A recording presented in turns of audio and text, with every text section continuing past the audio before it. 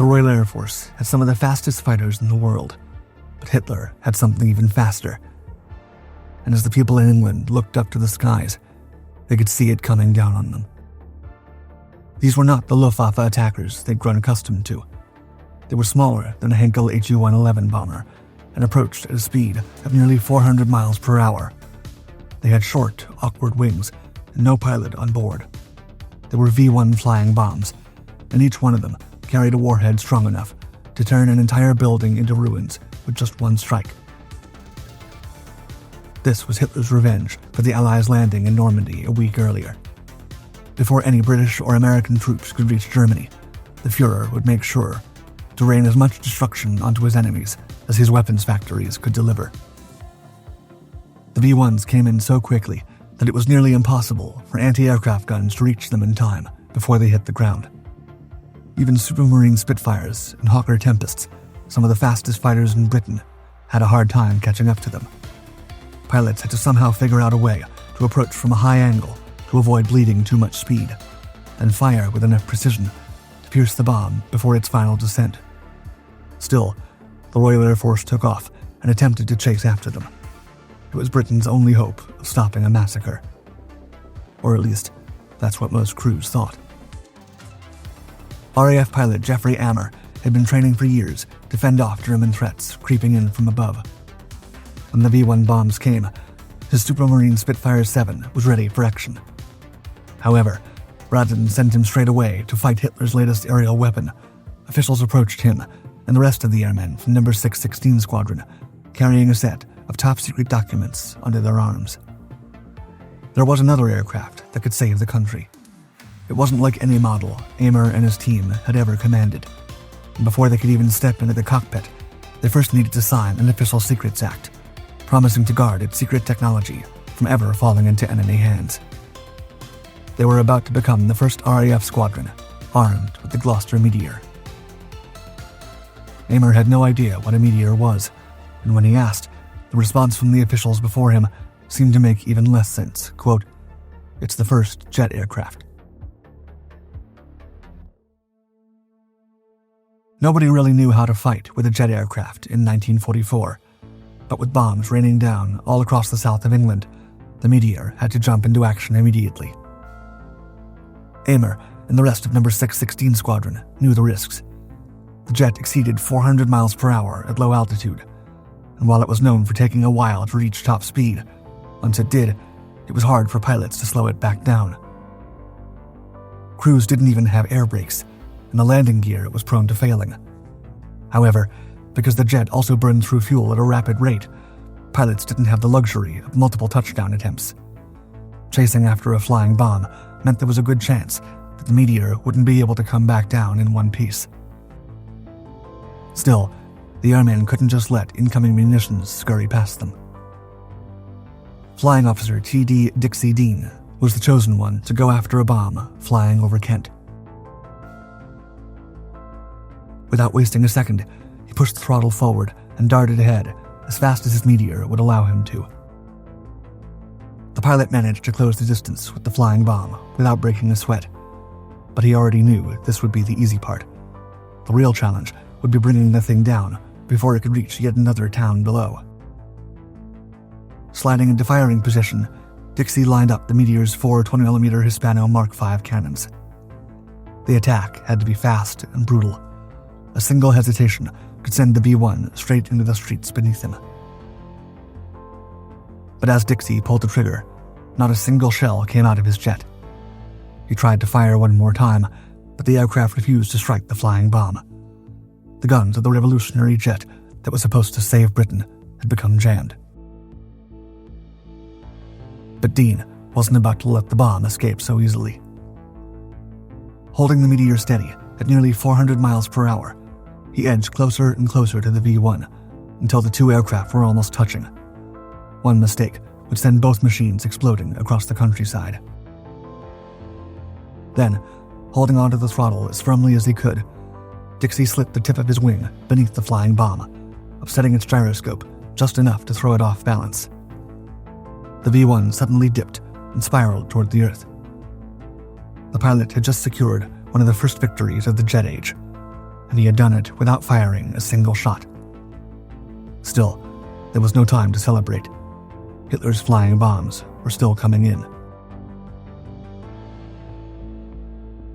The RAF wouldn't have to wait long before the Meteor claimed yet another victory, as just 1 hour after Dixie had brought down the flying bomb, Flying Officer Jock Roger was closing in on another target. Luckily for him, his cannons were actually working and ready to go.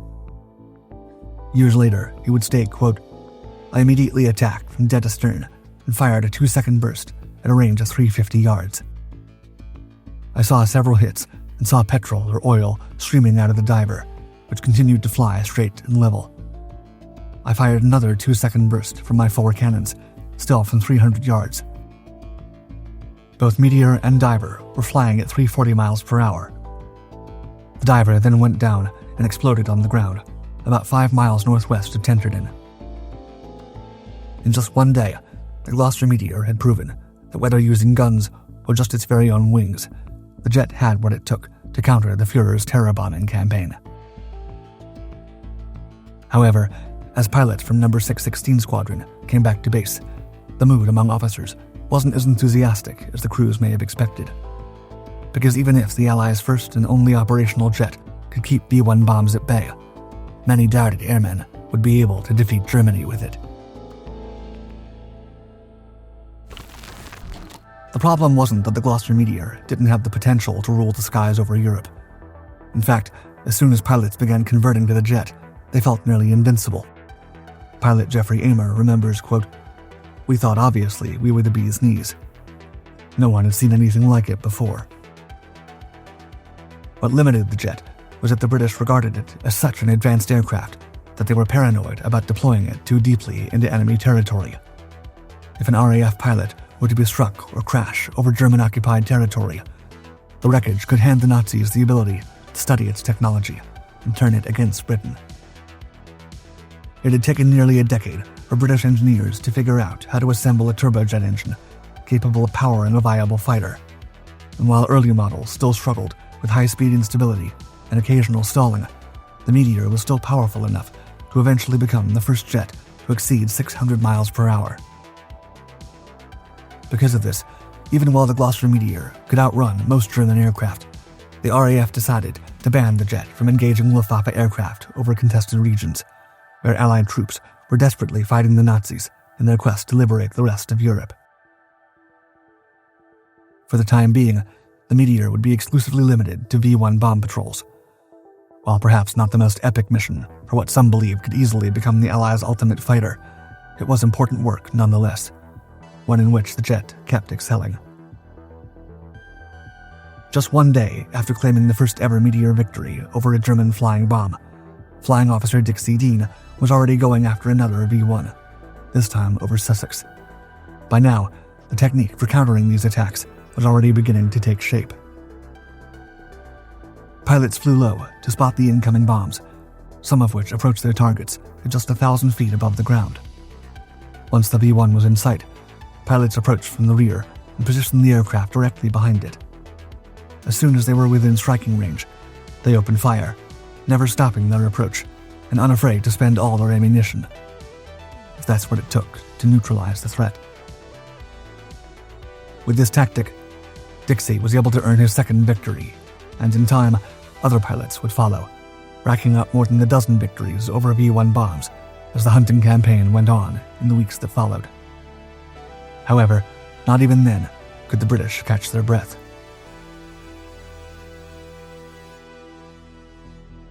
While British engineers were busy bringing the country into the jet age, the Germans were not falling behind. Just a couple of days before the war began, the Germans had already managed to get the Henkel He-178, the world's first jet aircraft, off the ground. At the time, the Nazis only managed to keep it airborne for 6 minutes. It wasn't equipped with any weapons, and its thin metal frame ruled out any hope of it ever serving as a viable fighter. However, the Ministry of Aviation recognized its potential and soon began work on a new jet aircraft, initially known as Project 1065. It would be capable of flying over 500 miles per hour, faster than any German propeller aircraft at the time, and unlike its predecessor, it would have enough firepower to go up against the toughest fighter the Allies could muster. It took years of trial and error to perfect the final design and get the turbojet engines working just right. But by April 1944, the Nazi jet, now officially called the Messerschmitt Me 262, was ready to enter the battlefield, just in time to square off against the Gloster Meteor. The Me 262 came in as the faster contender. While some later versions of the Meteor could exceed the Me 262's maximum speed of 530 miles per hour, most wartime Meteor variants topped out at around 450 miles per hour. There was virtually no Allied fighter that could compete with this, making the German jet the perfect weapon to slash into bomber formations, deliver rapid strikes, and flee before defenders could intercept it. And unfortunately for the British, it wasn't only speed that the Me 262 excelled at.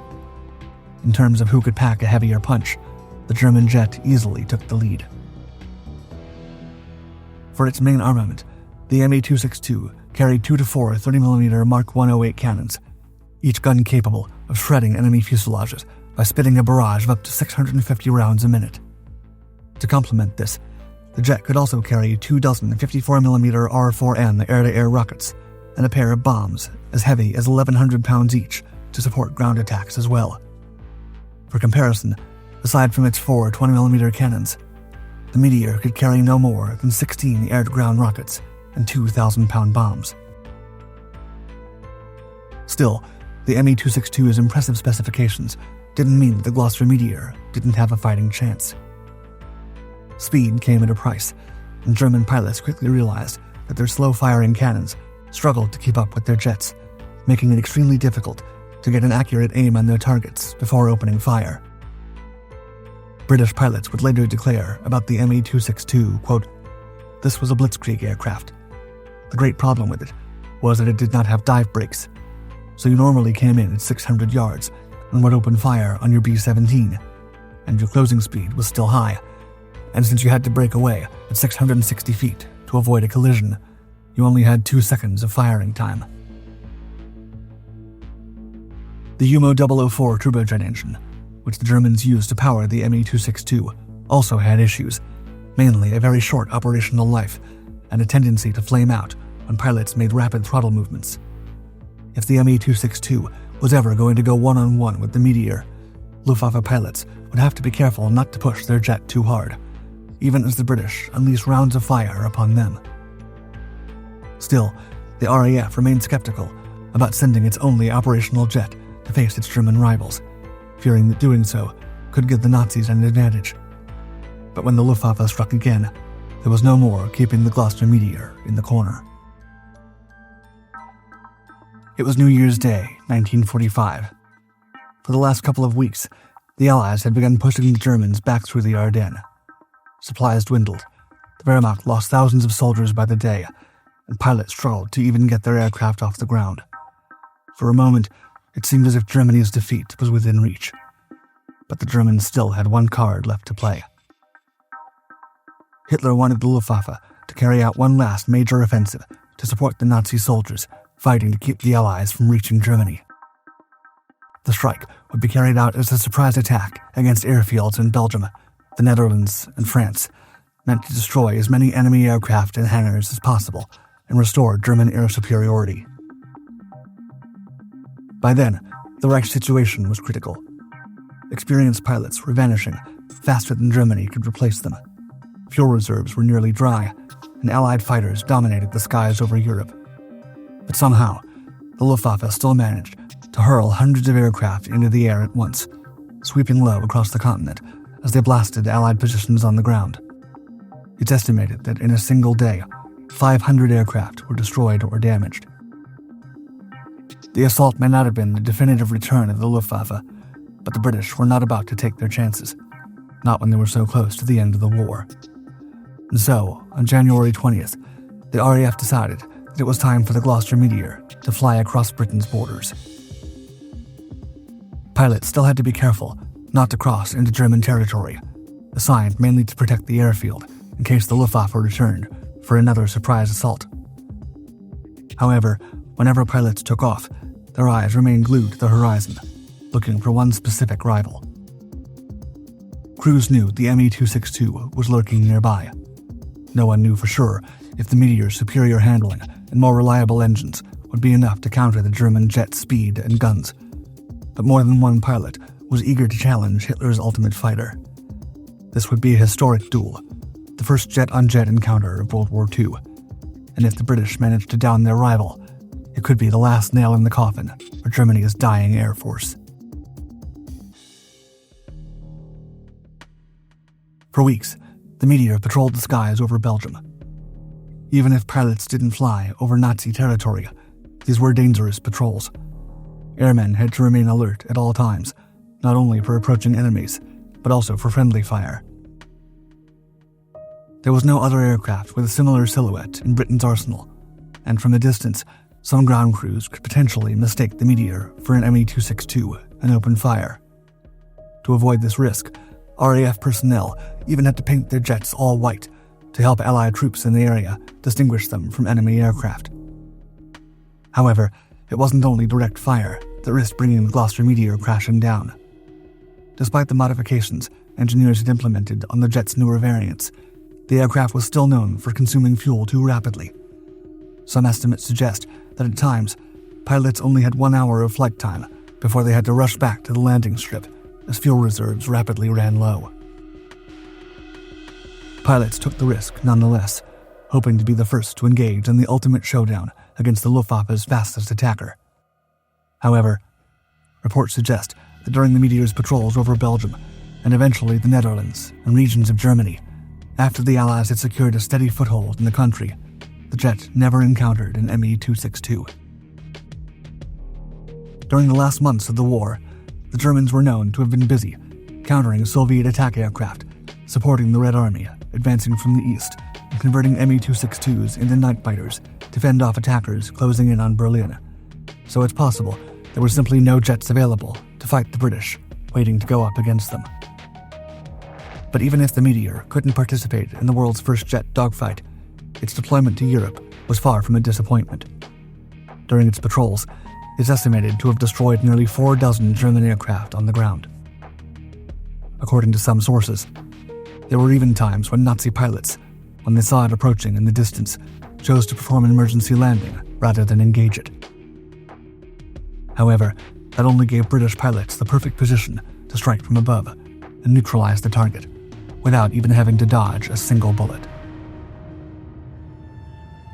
By the time World War II ended, pilots remained eager to test the Gloster Meteor's full capabilities against a worthy opponent. But when they finally did, officials realized in horror that the Meteor was about to face one of its biggest challenges yet. No one could have suspected it at first. By 1946, the Meteor was pushing its initial speed record even further, approaching 615 miles per hour. Engineers also introduced a new set of improved variants that rapidly turned hundreds of RAF airmen into jet pilots, going on to serve in around 21 squadrons. A real challenge emerged when the jet flew into war once again.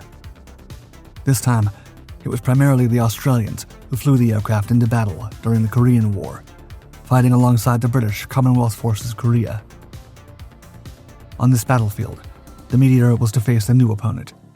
Its name was the MiG-15, an unprecedented jet fighter developed by the Soviets during the post-war years using German aerodynamic research and British engine technology.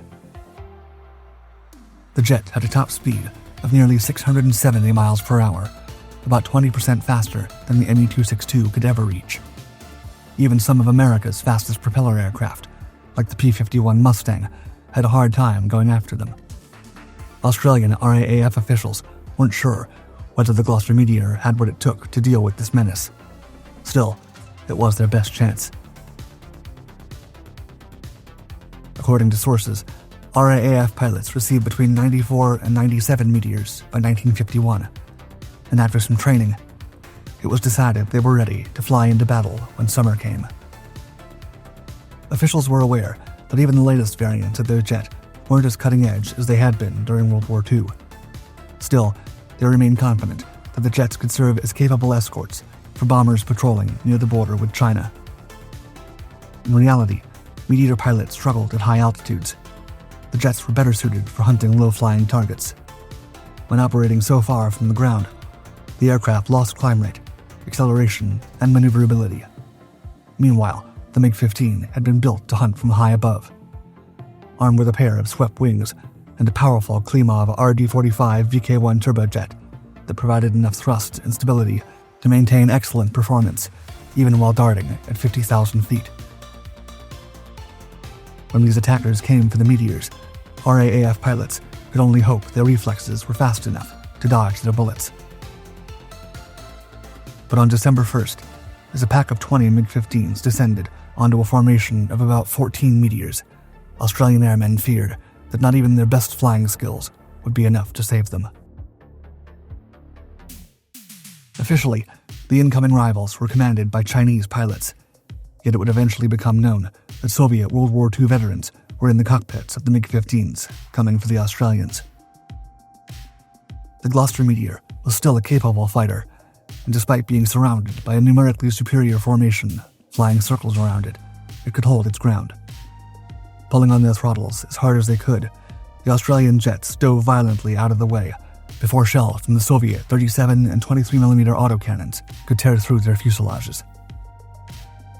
According to one of the flying officers who participated in the fight, some Meteors even managed to slip into firing position, unleashing their own streams of cannon fire and striking at least two of their Soviet rivals. However, as the battle went on, it became evident that whatever chance the Gloster Meteor had at ruling the skies was now behind it. Before the Australians could deliver a decisive strike against the Soviet formation, the enemy swooped down on them, hammering the Meteors with bursts of fire that ripped through metal and fuel tanks alike. The RAAF would report that 3 Meteors were lost, while Soviet pilots claimed they had downed as many as 9 jets during the clash.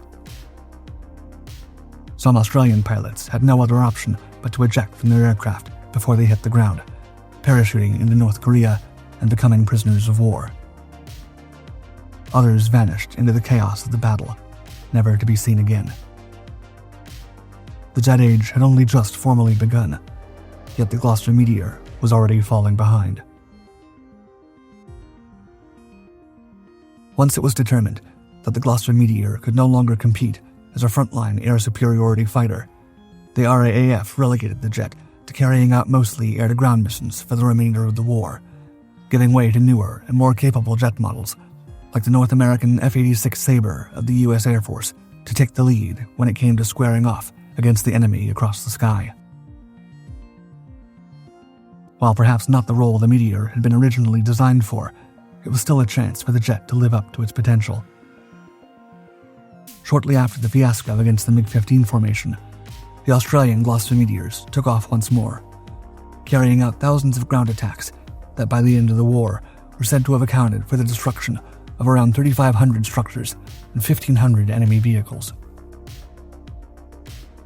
When the Korean War ended, even if the jet had endured considerable losses, it wasn't seen as a failure.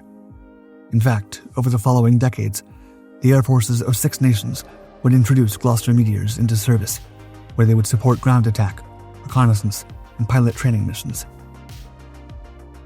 So while the only jet aircraft the Allies ever commanded during World War II could never become the ultimate fighter, it would forever be remembered as one of the most critical aircraft in the story of aerial warfare, the aircraft that led the West into the future of aviation.